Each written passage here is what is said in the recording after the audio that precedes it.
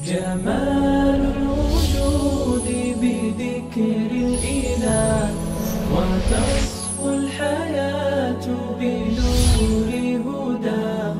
جمال الوجود بذكر الإله وتصفو الحياة بنور هداه. بسم اللہ الرحمن الرحیم. آج میں آپ کے سامنے چھٹے پارے کا خلاصہ اور تفسیر پیش کروں گا. اعوذ باللہ من الشیطان الرجیم. بسم اللہ الرحمن الرحیم. لا يحب اللہ الجہر بالسوء من القول الا من ظلم.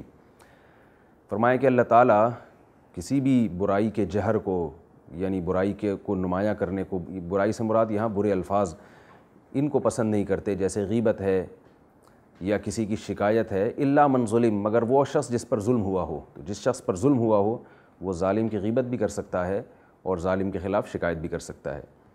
اسی پارے میں اللہ تعالیٰ نے اہل کتاب میں خاص طور پہ جو یہودی تھے ان کے اس برے قول کا تذکرہ کیا ہے کہ وہ یہ کہا کرتے تھے کہ ہم نے عیسیٰ ابن مریم کو قتل کر دیا، اور یہ بھی کہا کرتے تھے کہ معاذ اللہ نقل کفر نباشت. حضرت مریم رضی اللہ تعالی عنہ وہ معاذ اللہ فاحشہ ہیں. اللہ نے اس قول کی شناعت کا تذکرہ کیا. فرمایا وَبِكُفْرِهِمْ وَقَوْلِهِمْ عَلَى مَرْيَمَ بُهْتَانًا عَظِيمًا. فرمایا ان لوگوں پر لعنت ہوئی، یہ ان پر اللہ کا عذاب آیا اس وجہ سے کہ انہوں نے مریم پر بہتان لگایا، جبکہ اللہ تعالیٰ نے حضرت مریم کی پاک دامنی پر بہت زیادہ دلائل قائم کیے اور واضح بینات قائم کی. اور ان کا یہ بھی کہنا تھا وَبِقَوْلِهِمْ إِنَّا قَتَلْنَا الْمَسِيحَ عِيسَى ابْنَ مریم، یہ بھی کہا کرتے تھے کہ ہم نے مسیح ابن مریم کو قتل کر دیا. اللہ فرماتے ہیں ایسا نہیں ہے، وَلَكِنْ شُبِّهَ لَهُمْ، معاملہ ان کے لیے مشتبہ کیا گیا. وما قتلوه یقینا، انہوں نے قطعاً ان کو قتل نہیں کیا. بل رفعہ اللہ الیہ، اللہ نے عیسیٰ علیہ السلام کو آسمان پر اٹھا لیا. اور صحیح بخاری صحیح مسلم کی حدیث ہے، آپ صلی اللہ علیہ وسلم نے فرمایا لَيُوشِكَنَّ أَن يَنزِلَ فِيكُمُ ابْنُ مَرْيَمَ حَكَمًا وَعَدْلًا فَيَكْسِرُ الصَّلِيبَ وَيَقْتُلُ الْخِنزِيرَ وَيَضَعُ الْجِزْيَةَ. آپ صلی اللہ علیہ وسلم نے فرمایا کہ قرب قیامت میں تم پر عیسیٰ ابن مریم نازل ہوں گے، صلیب کو توڑ دیں گے، خنزیر کو قتل کر دیں گے اور جزیے کے نظام کو معطل کر دیں گے. اسی وجہ سے اس پر پوری امت کا اجماع ہے کہ حضرت عیسیٰ علیہ السلام کو قتل نہیں کیا گیا، زندہ آسمانوں پہ اٹھایا گیا اور قرب قیامت میں وہ نازل ہوں گے. مشرکین یہ اعتراض کیا کرتے تھے کہ آپ صلی اللہ علیہ وسلم پر فرشتہ وحی لے کر کیوں آتا ہے، براہ راست اللہ ہم کلام کیوں نہیں ہوتے. اس کا جواب دیا گیا انا اوحینا الیک کما اوحینا الی نوح والنبیین من بعدی، کہ پیغمبروں کا سلسلہ کوئی نیا نہیں ہے، تو ہمیشہ سے چلا آ رہا ہے. تو جیسے تمام پیغمبروں پر وحی نازل ہوا کرتی تھی، اسی طرح سے اللہ نے محمد صلی اللہ علیہ وسلم پر وحی نازل کی ہے. رہا یہودیوں کا یہ اعتراض کہ موسیٰ علیہ السلام سے براہ راست ہم کلام ہوتے تھے، تو اس کا بھی جواب دے دیا گیا کہ یہ موسیٰ علیہ السلام کی خصوصیت تھی، وَكَلَّمَ اللَّهُ مُوسَىٰ تَكْلِيمًا. باقی جتنے بھی پیغمبر ہیں وہ جبریل ہی کے ذریعے ان پر وحی آتی تھی. لہذا یہ اس بات کی علامت نہیں ہے کہ تو اس بات کو بنیاد بنا کر تم محمد صلی اللہ علیہ وسلم کی نبوت کا انکار کر دو. اسی صورت کے آخر میں اللہ تعالیٰ نے اہل کتاب کو واضح لفظوں میں حکم دیا یا اہل الکتاب لا تغلوا فی دینکم، اے اہل کتاب تم دین میں غلو مت کرو. انما المسیح عیسیٰ ابن مریم رسول اللہ وکلمتہ، عیسیٰ ابن مریم کی حیثیت، عیسیٰ ابن مریم کی شان کو ان کی حیثیت سے زیادہ مت بڑھاؤ. وہ مریم کے بیٹے ہیں، اللہ کا وہ کلمہ ہے جس کلمہ کن کی طاقت سے اللہ نے ان کو پیدا کیا، اور اللہ کی روح ہیں، یعنی اللہ تعالیٰ نے براہ راست حضرت مریم علیہ السلام کے رحم میں جان ڈالی، اس وجہ سے ان کو روح کہا گیا. اور ولا تقولوا ثلاثہ، فرمایا تین کا عدد یہ نہ کہا کرو، اللہ ایک ہی ہے. اس غلو سے عیسائیوں کو واضح لفظوں میں منع کیا گیا.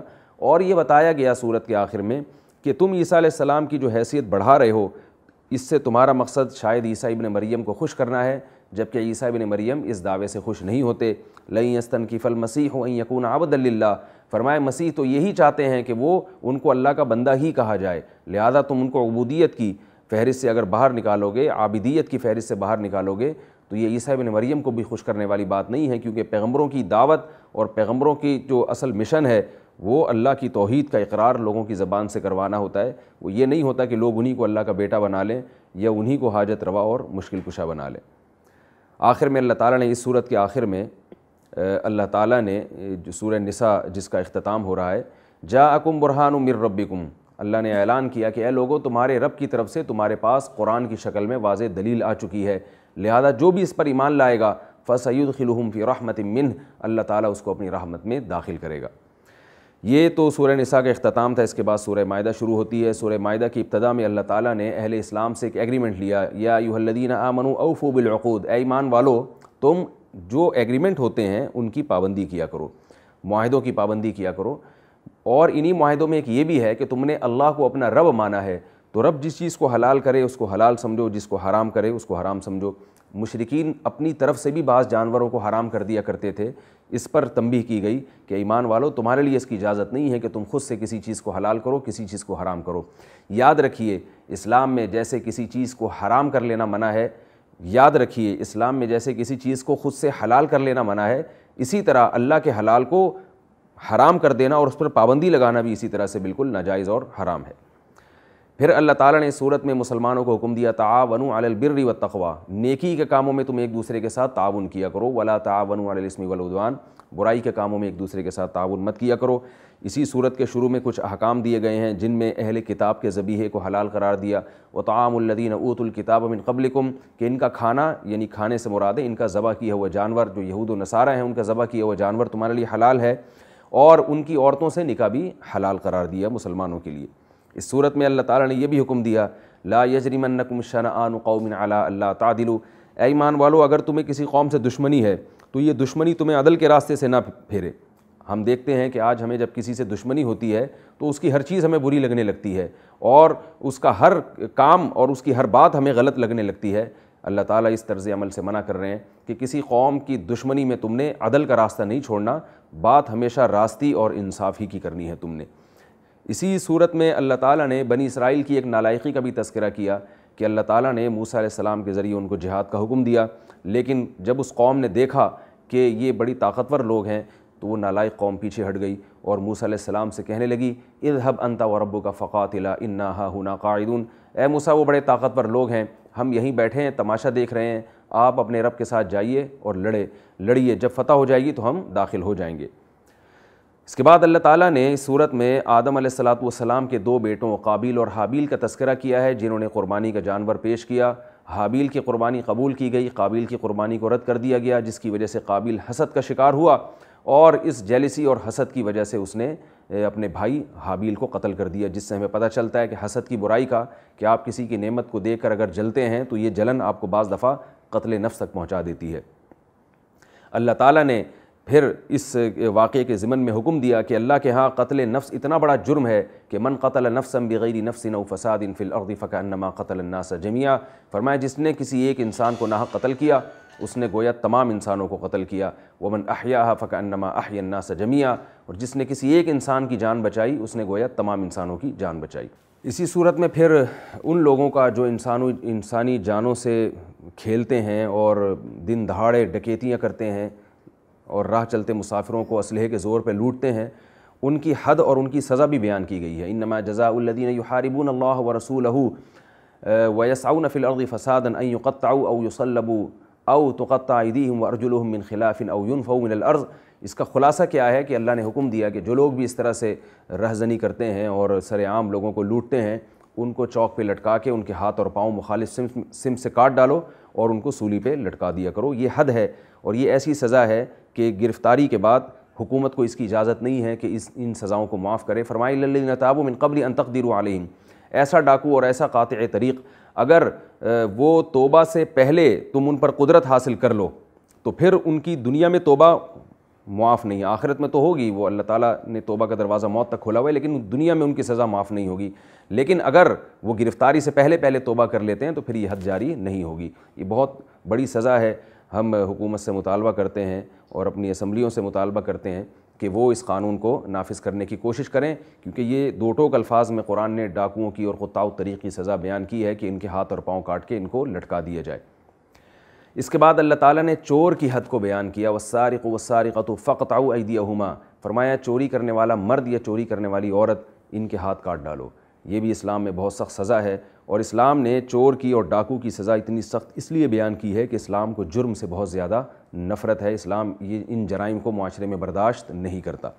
اسی طرح اللہ تعالیٰ نے صورت میں جو انسانی جسم کے مختلف اعضاء ہیں ان کو اگر کوئی شخص تلف کر دیتا ہے جنایت کر کے تو اس کی سزا بھی بیان کی ہے کہ اسلام میں سزا کیا ہے، النفس بالنفس والعین بالعین والانف بالانف والاذن بالاذن والسن بالسن والجروح قصاص، فرمایا کہ جان کے بدلے جان ہے، ناک کے بدلے ناک ہے، کان کے بدلے کان ہے، دانت کے بدلے دانت ہے.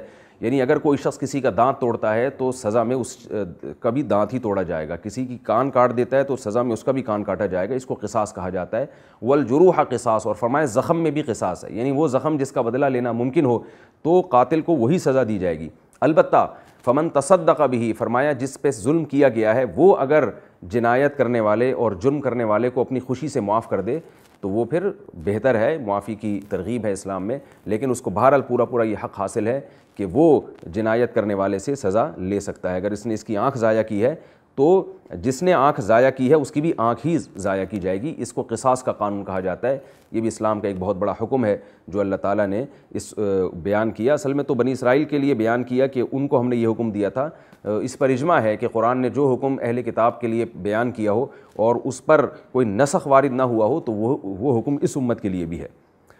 پھر اللہ تعالیٰ نے اس میں اہل اسلام کو ایک تنبیہ کی ہے کہ اے ایمان والو، تم اگر غیر مسلموں کے پروپیگنڈے سے متاثر ہو کر اسلام سے پھرو گے تو اللہ کو تمہاری کوئی ضرورت نہیں ہے. من یرتد منکم عن دینہ فسوف یأتی اللہ بقوم یحبہم ویحبونہ، اگر تم دین سے پھر جاؤ گے اللہ ایک دوسری قوم کو پیدا کرے گا جن سے اللہ محبت کرے گا اور وہ اللہ سے محبت کریں گے. تو اسلام قیامت تک کے لیے آئے گا. اسلام تم پر موقوف نہیں ہے. تم چلو گے تو کامیاب ہو جاؤ گے، نہیں چلو گے تو دوسروں کو اللہ لے آئے گا جو اس دین کو فالو کریں گے اور اللہ سے محبت کریں گے.